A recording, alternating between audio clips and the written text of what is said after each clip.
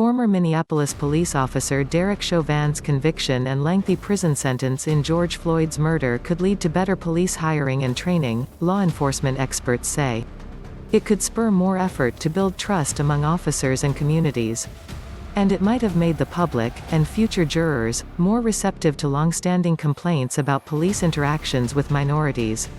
Even so, the case was so unusual, from bystander video of Chauvin kneeling on Floyd's neck for 9.5 minutes to police department brass testifying against him, that it's difficult to say it was a watershed moment for lasting change.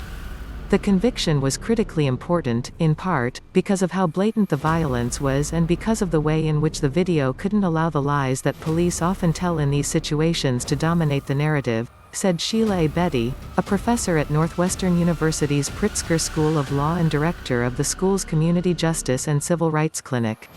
But the outcome in Chauvin's case, including his 22.5-year sentence, doesn't address deep-rooted issues of race and violence affecting police interactions with minorities that don't result in charges or convictions against officers, said Bedi, who has been involved in numerous use of force lawsuits against the Chicago Police Department. And until we get at that, I caution anyone to celebrate the conviction and sentence as a victory, she said. Officers accused of brutality or other misconduct against black people rarely go to trial, and among those who have, the list of acquittals and mistrials is longer than the list of sentencings after conviction. That includes acquittals in recent years of officers tried in the deaths of Philando Castile in suburban Minneapolis and Terence Crutcher in Tulsa, Oklahoma. 11 non-federal law officers, including Chauvin, have been convicted of murder for on-duty deaths since 2005. Of those, the 9 who were sentenced before Chauvin received sentences ranging from 6 years, 9 months, to life behind bars, with the median being 15 years, said Philip Stinson, a criminal justice professor at Bowling Green State University. Still, Minnesota Attorney General Keith Ellison said Friday that the outcome was a step toward accountability, even if not total justice.